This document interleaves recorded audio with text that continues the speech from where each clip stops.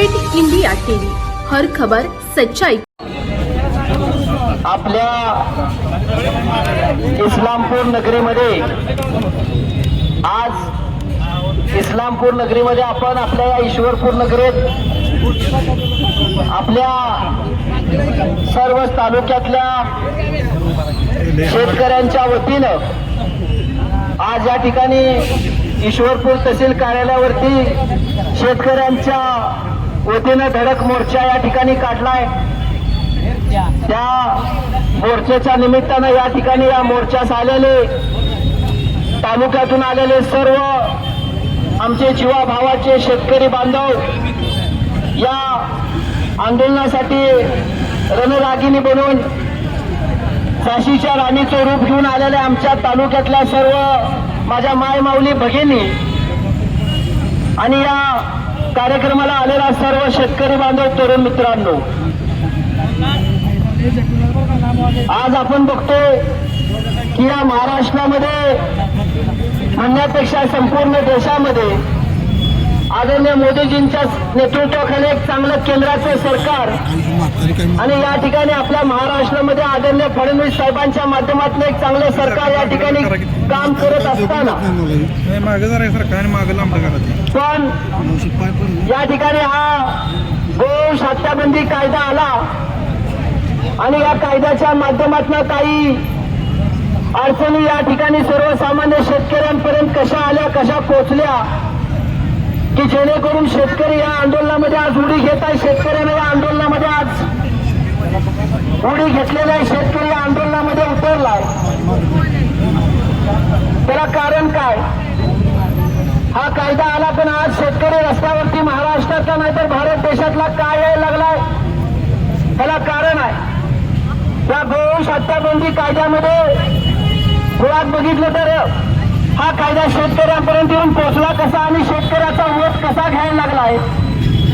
त्याला कारण एकच आहे की मुळामध्ये बघा वर्षानुवर्ष शेतकरी त्या ठिकाणी जनावरं सांभाळत असतो, घरामध्ये गाय गोटा करत असतो आणि जर्सी गायांच्या माध्यमातून, म्हशीच्या माध्यमातून त्याचा घरातला तो प्रपंच चालवत असतो। 10 दिवसाचं त्याला दुधाचं बिल येतं, त्यामधनं त्याचा शेतकऱ्याचा संसाराचा गाडा तो पुढे नेत असतो।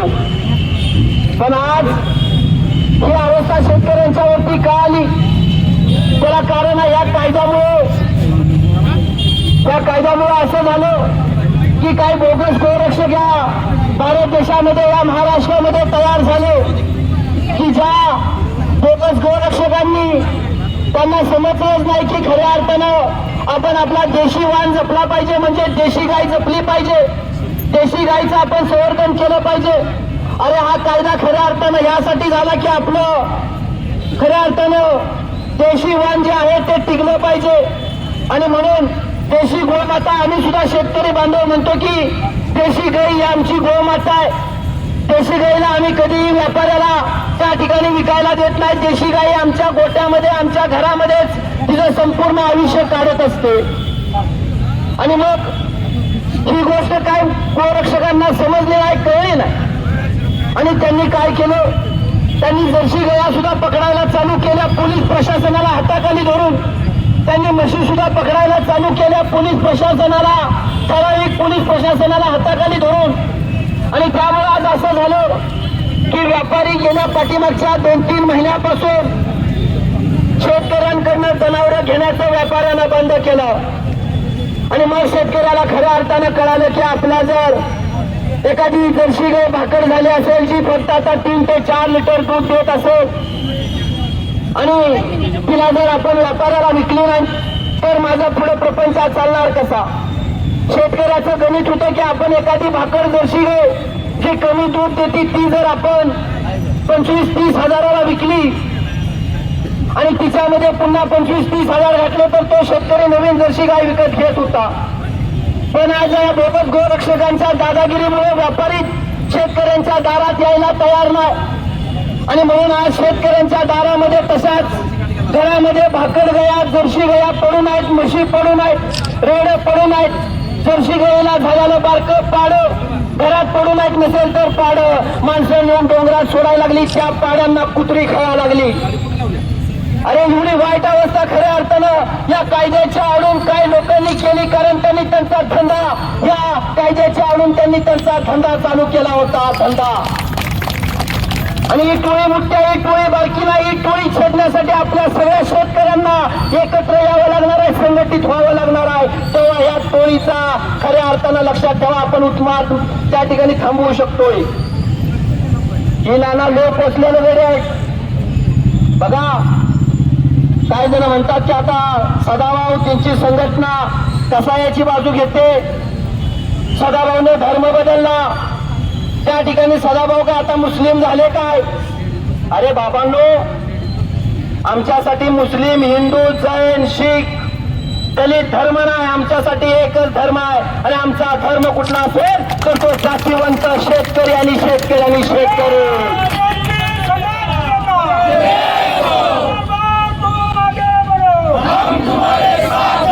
तो शेताभातामध्ये रखतो, काबाड कष्ट करतो, तो कुठल्या जातीपातीचा आहे, धर्माचा आम्ही बघत नाही.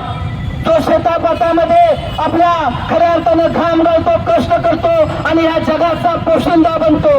त्या जगाला 2 टायमाचं खाया घालण्याचं जो काम करतो तो शेतकरी, आणि ती शेतकरी आमची जात आहे. आम्ही कुठली तरी जात घेऊन फिरत नाही.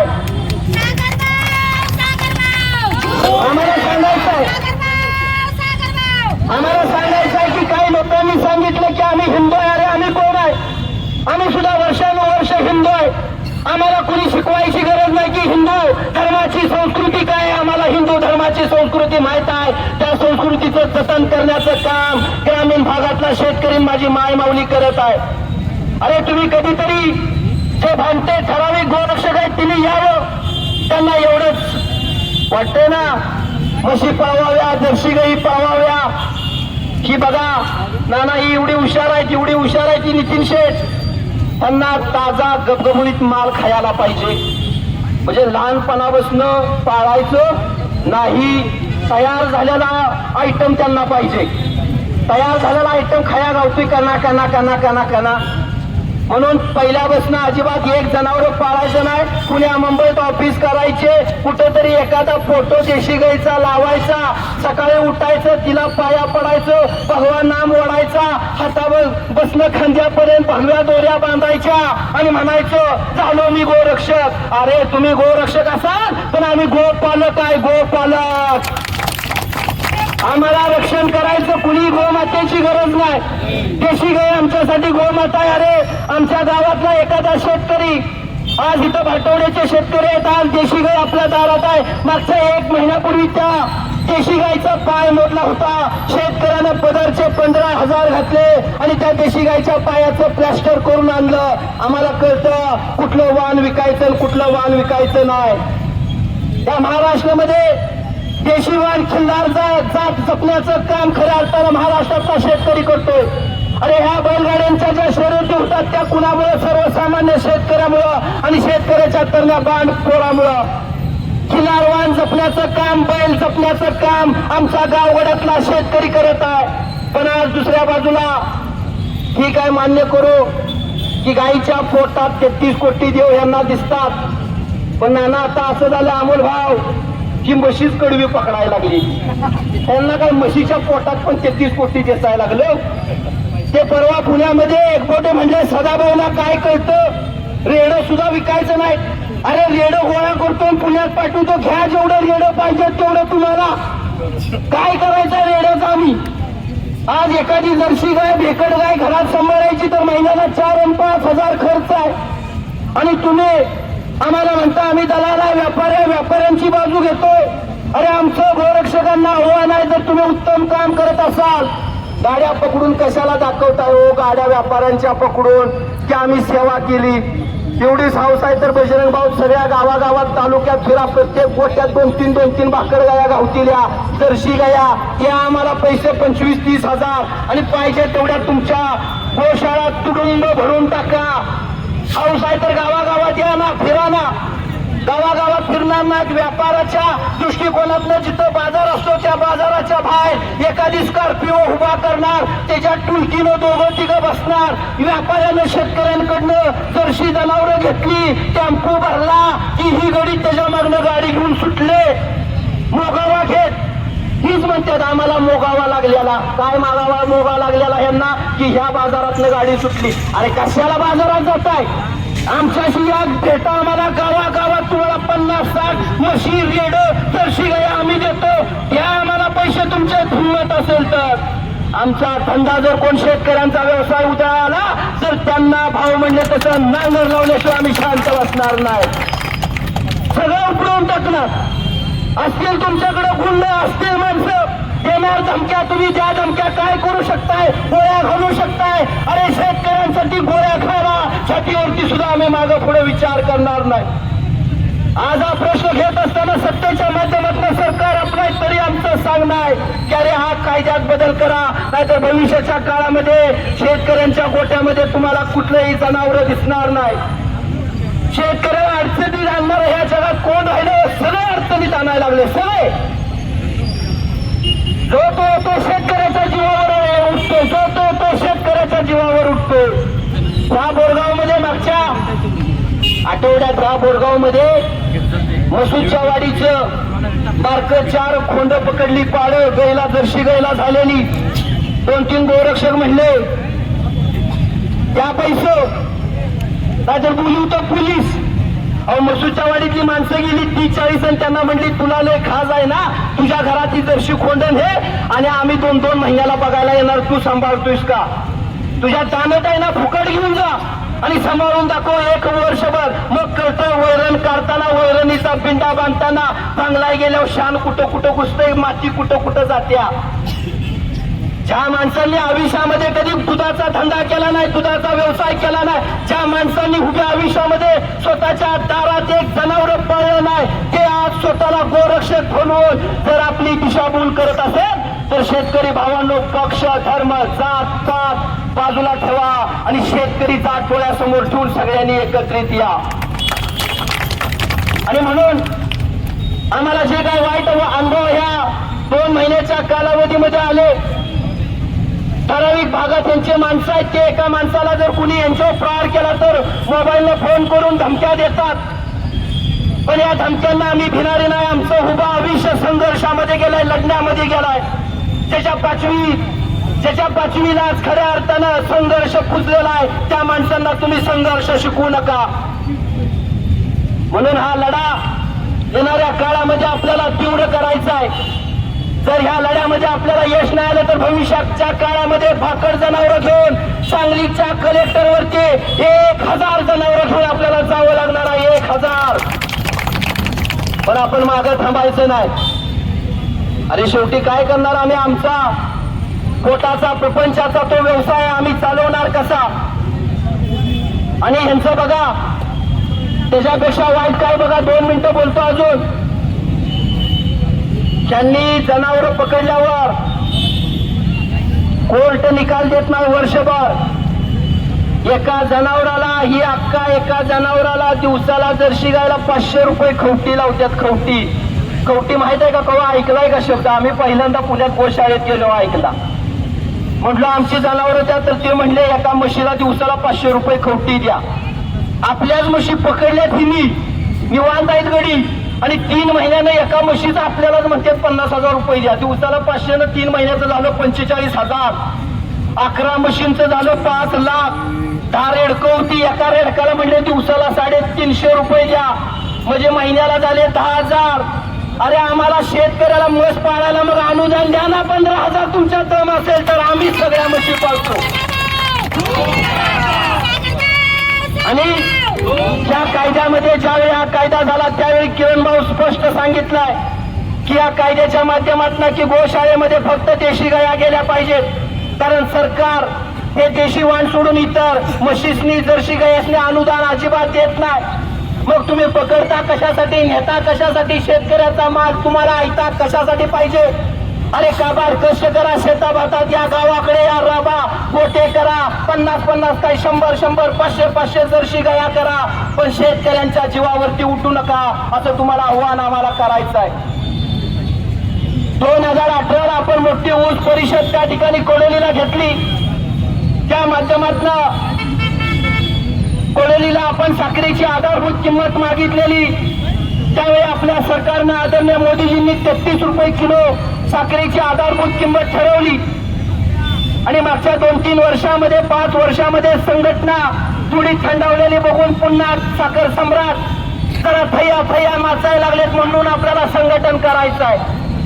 आमचं म्हणणं आहे साखरेची आधारभूत किंमत 40 रुपये करा, म्हणजे ऊसाच्या टनाला भाव 4,000 रुपयाच्या घरात गेल्याशिवाय त्या ठिकाणी राहणार नाही. पण ह्यासाठी आपल्याला भावांनो लढावं लागेल, आंदोलन करावं लागेल. आमचं म्हणणं आहे एखादी गाय जर सांभाळायची असेल तर तिचा महिन्याचा दुधाची गाय जर्शी सांभाळायची असेल तिचा महिन्याचा खर्च 8 ते 9 हजार रुपये आहे. आणि देणाऱ्या तुम्ही 3-5 फॅट आणि 8-5 SNF ला जो 32 रुपये 33 दर देताय तो आम्हाला परवडत नाही. म्हणून आमची मागणी आहे की जर्शी गायला दुधाला लिटरला 40 रुपये त्या ठिकाणी भाव खऱ्या अर्थानं दिला पाहिजे. यासाठी येणाऱ्या काळामध्ये आपल्याला लढावं लागणार आहे. पाठीमागं आपण पुण्याला मोठं आंदोलन केलं, दुग्ध आयुक्तालयावरती आपण मोर्चा काढला, म्हणून आपल्याला 5 रुपये प्रति लिटर अनुदान मिळालं. जेव्हा जेव्हा लढतो तेव्हा पदरात काहीतरी पडत असतं. आणि म्हणून तो सुद्धा लढा येणाऱ्या काळामध्ये आपल्याला पुढं शेतकऱ्यांच्यासाठी न्यावा लागणार आहे. कांद्याचा दर पडला आज महाराष्ट्रामध्ये, उत्तर महाराष्ट्रामध्ये कांद्याचा शेतकरी आत्महत्या करतोय. त्या शेतकऱ्यांचं म्हणणं आहे की प्रति किलो कांद्याला 30 रुपये दर द्या. कांद्याच्या चाळी ज्या उभा राहतात त्या कांद्याच्या चाळीला अनुदान द्या, की जेणेकरून शेतकरी त्या ठिकाणी त्याचा कांदा स्टोअर करू शकेल. ह्या विविध मागण्यांसाठी आम्ही आज हा धडक मोर्चा काढलाय. आमची पुढे मागणी आहे की शेतकऱ्यांचं संपूर्ण कर्ज माफ करा. आपल्या सरकारनं विधानसभेची घोषणा केली ती निश्चितपणे आदरणीय फडणवीस साहेब पूर्ण करतील अशी आम्हाला आशा आहे. आणि येणाऱ्या काळामध्ये शेतकऱ्यांची कर्जमाफी होणार आहे. पण त्याच्यात एक महत्वाचा दुसरा विषय आहे की जे रेग्युलर शेतकरी कर्ज भरतात त्यांचं काय. मागच्या वेळेचं प्रोत्साहनपर अनुदान 50,000 सगळ्यांना भेटलेलं नाही. तर आमची विनंती आहे की मागचं ज्यांना भेटलं नाही त्यांना प्रोत्साहनपर अनुदान 50,000 द्या. आणि आता जे शेतकरी नियमित कर्ज भरत आहेत, जर ह्यावेळी तुम्ही कर्जमाफी करणार आहात नक्कीच, तर आता ज्याचे थकबाकी नाही जो नियमित कर्ज भरतो त्याला 1 लाख रुपये तुम्ही प्रोत्साहनपर अनुदान द्या, ही आमची त्या ठिकाणी मागणी आहे. सोयाबीनचा दर सुद्धा आज पडलेला आहे. जोपर्यंत सोयाबीन रानात असतो तोपर्यंत दर चांगला दिसतो. ते सोयाबीन डोळ्यासमोर मोठं होतं, आपण कापणी करतो आणि ते सोयाबीन रानातलं खड्यावर आणतो, मळणी करतो. मळणी झाल्यावरती त्याचा दर पडतो. पुन्हा आपलं सोयाबीन व्यापाऱ्यांकडे गेलं की मात्र दर वाढतो. तर आमचं मागणं आहे की इथं तुम्ही सोयाबीनला सुद्धा त्या ठिकाणी प्रति क्विंटल 6,000 रुपये 60,000 रुपये तुम्ही त्या ठिकाणी एका टनाला म्हणजे प्रति क्विंटल 6,000 रुपये प्रति क्विंटल तुम्ही दर द्या. तेव्हा सोयाबीनचा शेतकरी कुठंतरी त्या ठिकाणी चांगला धीर त्याला मिळेल. आणि म्हणून आजचं हे आंदोलन केलं. या आंदोलनासाठी काल आम्ही दिवसभर सगळ्यांना फोन केले. या ठिकाणी जवळपास हजारोच्या संख्येनं सगळी माणसं आली. मी सगळ्यात आलेल्या साध्या माणसांचं रयत क्रांती संघटनेच्या वतीनं मनापासून या ठिकाणी खऱ्या अर्थानं स्वागत करतो.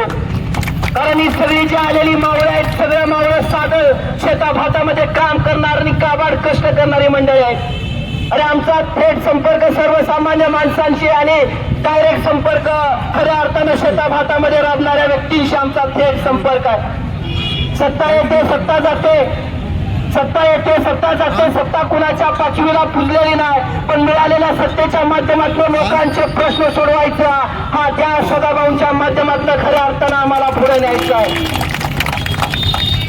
जेवढं आपल्याला परमेश्वरानं आयुष्य दिलंय त्या आयुष्यामध्ये सर्वसामान्यांसाठी, शेतकऱ्यांसाठी, कॉमन मॅनसाठी काम करायचं आहे.